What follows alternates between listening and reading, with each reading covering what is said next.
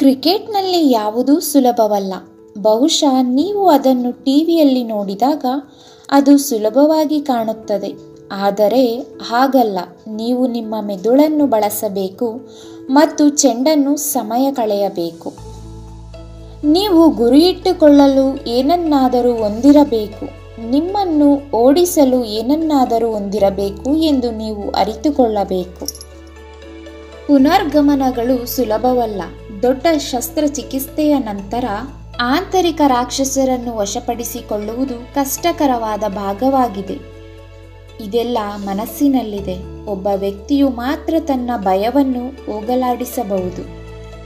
ಪ್ರತಿಯೊಬ್ಬರಿಗೂ ತನ್ನದೇ ಆದ, ಆದರೆ ತನ್ನ ತಯಾರಿಕೆಯ ಪ್ರಕ್ರಿಯೆಯು ಪರಿಸ್ಥಿತಿಗಳನ್ನು ಆಧರಿಸಿದೆ, ವಿರೋಧವಲ್ಲ.